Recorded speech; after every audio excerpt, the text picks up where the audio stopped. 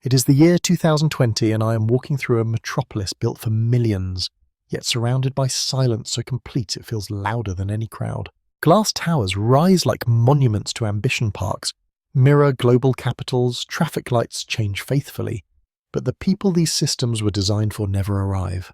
Elevators hum without passengers whined, echoes through empty stairwells and luxury apartments age in isolation, never touched by footsteps, voices, or ordinary human life. This is not fiction, not a disaster movie set, but a real landscape shaped by policy debt and belief unfolding quietly across modern China. What you are seeing is a mathematical impossibility made concrete tens of millions of empty homes, standing as physical evidence of promise.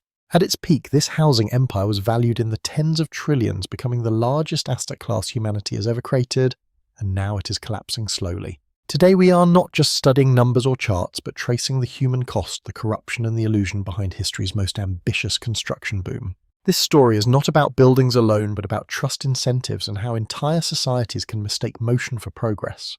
To understand how this happened, we must first confront an uncomfortable truth about growth addiction and the irresistible lure of concrete. In just 3 years, this country consumed more cement than another superpower used across an entire century of dams, highways and cities. This was not driven by sudden housing shortages, but by an economic system trained to worship expansion regardless of whether anyone actually needed the result. Growth became the drug and construction became the syringe delivering short-term success while quietly poisoning the future. To see why we must travel back decades to a moment when local governments were given responsibility without resources and told to figure it out. Cut off from stable tax revenue officials discovered the one asset they truly controlled, and they learned how to turn land into limitless leverage. Farmland was seized cheaply, sold dearly, and transformed into a revenue engine powerful enough to fund entire cities overnight. The catch was simple, and fatal land prices had to keep rising or everything would collapse. From that moment on, building became mandatory not because people needed homes, but because stopping meant bankruptcy. Entire cities were constructed to feed statistics, to inflate growth, and to maintain the illusion of unstoppable prosperity. What emerged was an economy that built for itself, selling confidence today while borrowing stability from tomorrow. And beneath the shining towers, a silent question waited patiently for gravity to answer. The addiction to construction did not emerge by accident, but from a system that rewarded visible growth while quietly ignoring whether that growth served real lives. Imagine being a local official suddenly responsible for roads, schools, and hospitals, yet stripped of reliable revenue and told success would be measured relentlessly. In that vacuum, land became salvation because owning it meant converting dirt into money and money into political survival. Farms were taken, rezoned, and sold to developers at astonishing markups, instantly transforming rural soil into urban gold. This process created a feedback loop where higher land prices funded more projects and more projects justified even higher land prices. If prices ever fell, budgets collapsed, careers ended, and entire cities faced insolvency, so stopping was never an option. Construction itself became the goal, not livability, not demand, but activity that could be counted, taxed, and celebrated. Building an empty tower was economically preferable to building nothing, because doing something always looked like progress. Entire districts rose not to house families, but to satisfy spreadsheets and performance targets handed down from above. This logic spread everywhere, from coastal megacities to remote inland regions with no natural population growth. Cities like Ordos were marketed as future marvels, complete with museums, opera houses, and luxury villas awaiting residents who never came. Developers arrived in droves, chasing easy credit and government support, confident that prices could only rise. When visitors finally arrived, they found immaculate streets swept daily for people who existed only in brochures. The emptiness was not a failure of planning, but a feature of an economy that prioritized motion over meaning. Behind the scenes, local governments created shadow companies to borrow vast sums without appearing on official balance sheets. These entities funneled loans into infrastructure and housing, masking debt beneath layers of bureaucracy and optimism. Estimates of this hidden borrowing reach staggering levels, rivaling the output of entire advanced economies. No one knows the true figure because revealing it would expose how fragile the entire structure really is. Money circled endlessly between governments, banks, and developers, inflating values without producing genuine wealth. The system fed on itself, growing larger, heavier, and more unstable with every new pour of concrete. The machine might have kept running forever if it were not for one crucial innovation that turned housing into a promise instead of a product. In this system, homes were sold long before they existed, transforming blueprints and marketing models into tradable financial instruments. Buyers were not purchasing shelter, but purchasing faith that the future would arrive on schedule and at a higher price. Imagine a factory manager who has worked for decades saving every spare coin to secure dignity, marriage prospects, and stability for his family. For him, property ownership was not optional, but a cultural requirement tied directly to honour and social acceptance. So he walked into a polished sales office greeted by scale model soft lighting and assurances that everything was guaranteed. He paid in full or took a mortgage, immediately agreeing to repay a bank for walls that had not yet been built. Across the country, millions made the same decision, trusting names, reputations, and an economy that had never failed them before. Nearly all new homes were sold this way, creating a market where money arrived first and reality followed much later. But the money was never reserved for the buyer's apartment because it had already been promised elsewhere. Developers used today's payments to buy tomorrow's land and tomorrow's buyers to pay yesterday's debts. As long as prices rose, no one complained, because even unfinished homes appeared richer on paper each year. This illusion of wealth replaced income, productivity, and savings as the primary source of confidence. The structure worked only because belief never wavered and borrowing never stopped. When regulators finally intervened, they did not burst the bubble, they cut the oxygen. New borrowing limits froze credit instantly, leaving developers surrounded by obligations they could no longer roll forward. Construction halted mid-air, cranes froze, and workers vanished from sites that had once buzzed day and night. Families kept paying mortgages for holes in the ground while the promised delivery dates quietly evaporated. Regret turned into anger, and anger slowly transformed into collective defiance. The moment a trust collapsed, the entire system revealed itself not as development but as a delayed reckoning. When construction stopped, despair did not remain private because millions shared the same silence, the same payments, and the same unfinished concrete futures. What followed was something the system never anticipated: ordinary people coordinating openly and refusing to play their assigned role any longer. Home buyers began withholding mortgage payments, arguing that paying for nothing was no longer obedience but surrender. This collective refusal spread rapidly, not through speeches, but through messages, videos, and shared proof of abandonment. Families posted footage from skeletal apartments with no windows, no electricity, and no running water, daring the authorities to respond.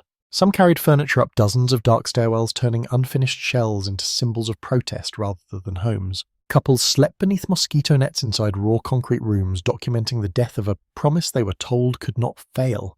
These images shocked the nation because they revealed suffering that numbers and reports had carefully concealed. For decades, rising property prices had been treated as proof of national success and personal virtue. Now those same prices became reminders of debt betrayal and futures placed permanently on hold. The protest was not ideological, but contractual, built on a simple statement: deliver the home or stop demanding payment. Developers claimed they lacked funds, while banks insisted contracts must be honoured regardless of reality.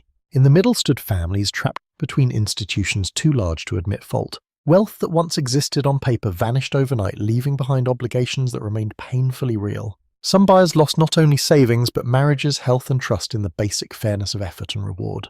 The housing market ceased to be an investment and became a social wound visible in every stalled tower. This was not merely an economic slowdown, but a collapse of confidence at the household level. Once belief cracked, fear replaced optimism as the dominant force guiding decisions. Spending froze, ambition retreated, and the future suddenly felt far smaller than the past. A system built on confidence discovered too late that confidence once broken cannot be commanded back into existence. Even if demand had survived, another truth lurked beneath the surface, because many of these buildings were never meant to endure time. In the rush to pour faster and cheaper quality became optional, inspections became negotiable, and shortcuts became standard practice. A phrase entered the public vocabulary used to describe projects so fragile they seemed to dissolve under pressure. Concrete cracked at the touch, walls concealed foam instead of reinforcement, and steel rusted long before residents arrived. Videos spread of pillars crumbling when struck lightly, defying both physics and common sense. Balconies detached from towers' ceilings shed layers by hand, and entire sections aged decades in just a few seasons. The cause was rarely mystery, but corruption operating quietly at every layer of construction oversight. Contractors as bribed inspectors, inspectors looked away, and inferior materials flowed freely into permanent structures. Sea sand replaced river sand, saving money today while embedding corrosion inside tomorrow's homes. Salt attacked steel from within, turning reinforced concrete into delayed structural failure. The average lifespan of many towers shrank dramatically, far below global standards once taken for granted. These homes were not appreciating assets, but liabilities slowly decaying under unpaid mortgages. A family might finish paying long after the building itself had begun to fail. This inverted logic erased the foundation of trust between effort, ownership, and security. Beyond housing, the same logic appeared everywhere, producing goods to inflate numbers rather than meet real needs. Electric vehicles were manufactured subsidized and abandoned without ever carrying passengers. Shared bicycles piled into fields unused yet fully counted toward growth statistics. The economy rewarded production without purpose, mistaking volume for value. When multiplied across millions of units, waste became policy rather than exception. The result was not a housing market, but a monumental landfill disguised as progress. Even if these failures had remained domestic, the story would still matter. But concrete does not stop at national borders. For 2 decades, this economy absorbed more raw materials than any force in history, reshaping global supply chains around its appetite. Iron ore, copper, steel, timber and cement flowed inward, sustaining exporters who assumed demand would never reverse. When construction slowed, those flows collapsed, and entire resource economies felt the shock immediately. Mines closed, revenues plunged, and countries built on extraction discovered how fragile dependence can be. The slowdown rippled outwards, weakening emerging markets before quietly reaching developed financial centers. At the same time, another channel of contagion reversed direction, carrying stress outward through property markets abroad.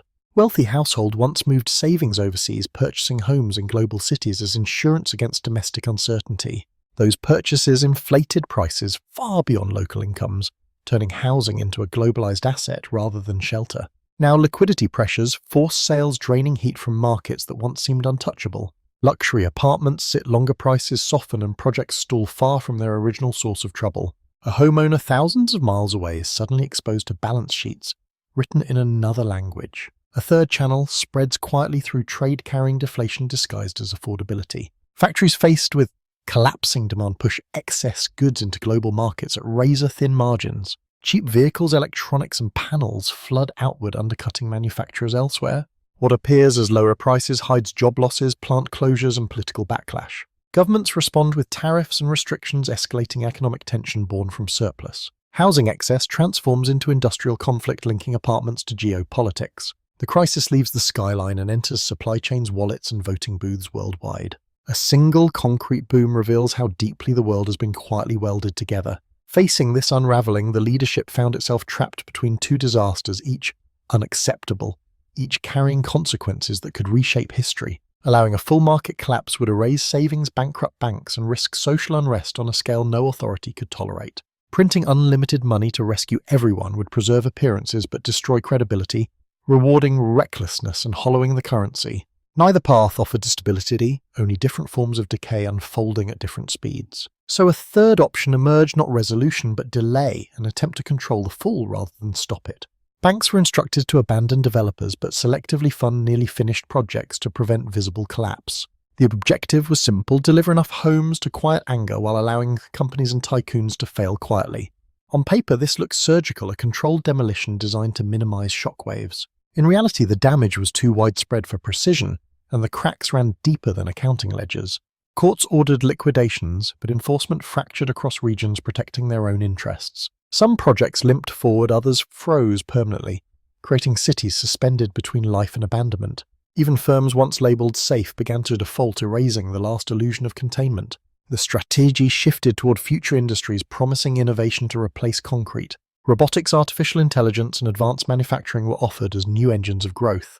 But the scale mismatch was undeniable because housing once dominated the economy beyond replacement. You cannot substitute a collapsed foundation with a handful of prototypes and policy slogans. The transition demanded patience, trust, and time, precisely the resources now in shortest supply. Confidence faded not because of propaganda failure, but because lived experience contradicted every promise. People stopped believing narratives and began believing their empty buildings. When trust evaporates, control becomes a management of decline rather than progress. Beneath every economic chart lies a demographic reality, and here the numbers tell an even colder story than the empty buildings. Decades earlier, population control policies reshaped family size, delaying consequences that could not be avoided forever. Fewer births meant fewer future buyers, quietly eroding the demand assumptions holding this housing market together. When population growth finally reversed, it did so abruptly, removing an entire generation from the future housing queue. Homes had been built for people who statistically would never exist.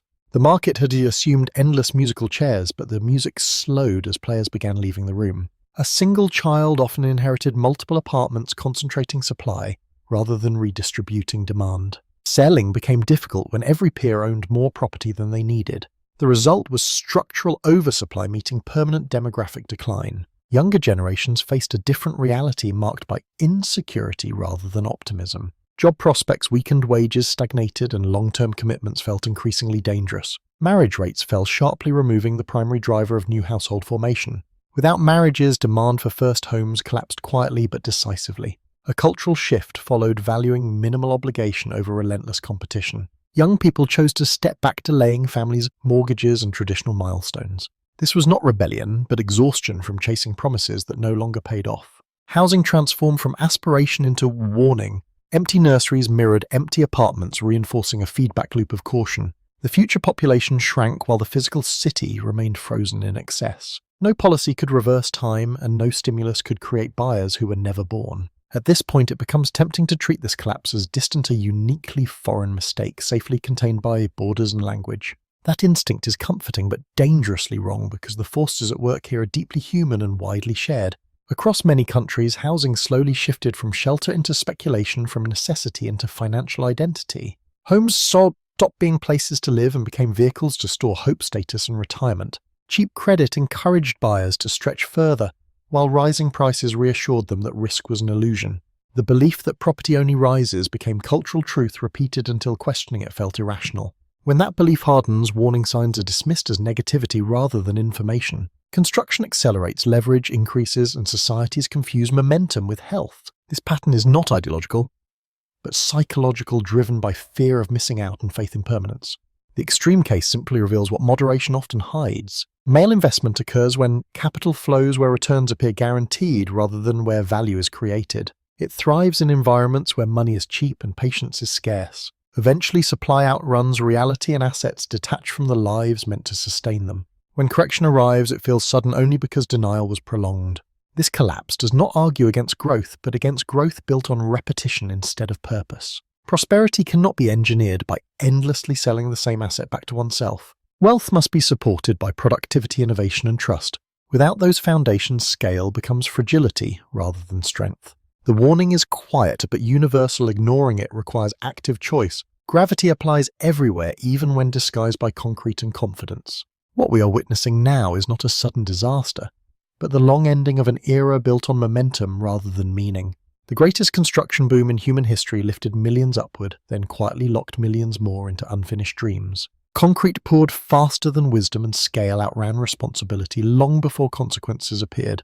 The empty cities stand not as failures of effort, but as monuments to misplaced certainty. They remind us that markets can remain irrational longer than individuals can remain solvent. Eventually, math asserts itself, indifferent to ambition, ideology, or narrative. For families who trusted the system, the loss is permanent, measured in years, savings, and vanished futures. For the broader world, the lesson arrives as a warning written in steel and silence. Prosperity built on speculation consumes tomorrow to comfort today. When housing becomes finance first and shelter second, society mortgages stability itself. No nation is immune to this temptation, only delayed by circumstance. The question is not whether correction comes, but whether it arrives early enough to limit damage. History rarely repeats exactly, but it rhymes loudly for those willing to listen. The quiet phase that follows excess is long, patient, and unforgiving. Growth slows, debt decays, and confidence must be rebuilt brick by brick. There are no shortcuts out of imbalance, only time and discipline. The cities will remain weathering seasons while values adjust downward to reality. What matters is whether societies learn before repeating the cycle elsewhere. The foundation of any economy is trust, not concrete, not leverage, not belief alone. Ignore that truth and even the tallest towers eventually return to dust.